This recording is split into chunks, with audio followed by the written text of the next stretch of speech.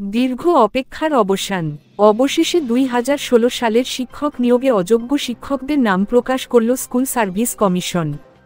দীর্ঘ বিতর্ক এবং আন্দোলনের পরে এবার নবম, দশম এবং একাদশ দ্বাদশের অযোগ্য শিক্ষকদের পূর্ণাঙ্গ তালিকা তুলে ধরল কমিশন। শিক্ষামন্ত্রীর ব্রাত্য বসুর সাংবাদিক বৈঠকের কিছুক্ষণ পর 54 পাতার সেই দাগিদের তালিকায় উঠে এলো 1806 জনের নাম, রোল নম্বর, যে বিষয়ে তিনি শিক্ষকতা করতেন, বাবার নাম, প্রার্থীর জন্মসাল। চাঞ্চল্যকর পরিস্থিতি শিক্ষা মহলে। চলতি বছর গত এপ্রিলে 2016 সালের নিয়োগ দুর্নীতিতে গোটা প্যানেল বাতিল করে দিয়েছিল সুপ্রিম কোর্ট। চাকরি চলে গিয়েছিল প্রায় 26,000 শিক্ষক অশিক্ষক কর্মীর। রাতারাতি শিক্ষা মহলে নেমে এসেছিল ভয়াবহ ঝড়।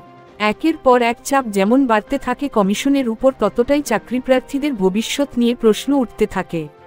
প্রথম থেকেই সুপ্রিম কোর্ট নির্দেশ দিয়েছিল অযোগ্যদের তালিকা প্রকাশ করতে, কিন্তু একাধিক কারণে এসএসসি সেই তালিকা প্রকাশ করেনি।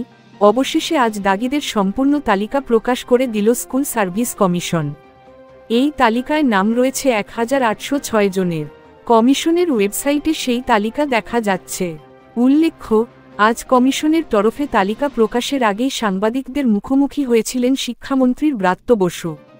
তিনি জানিয়েছিলেন, আদালতের নির্দেশ মেনেই আজ এসএসসি তালিকা প্রকাশ করা হবে।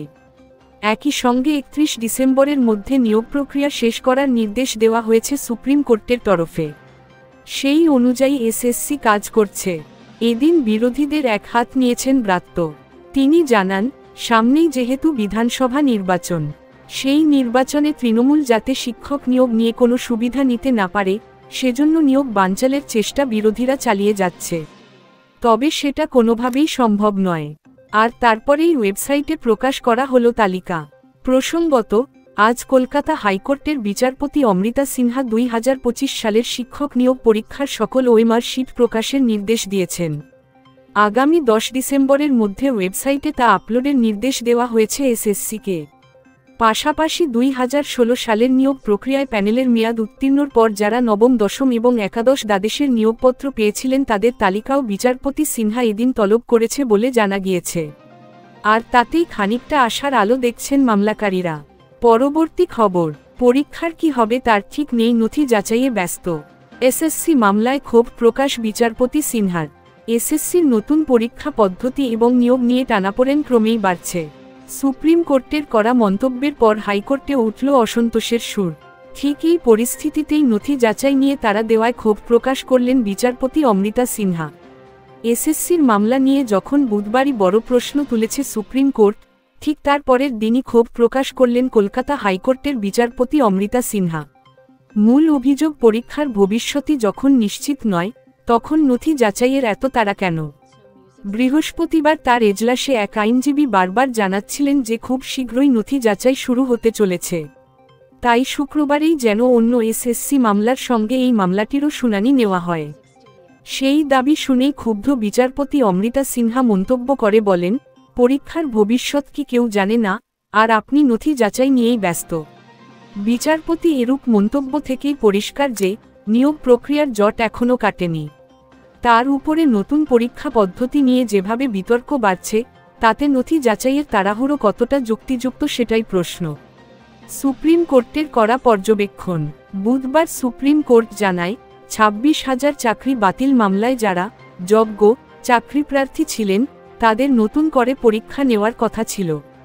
কিন্তু রাজ্য সরকার সেই পুরনো প্রার্থীদের সঙ্গেই নতুন চাকরিপ্রার্থীদের একসঙ্গে পরীক্ষা নিয়েছে।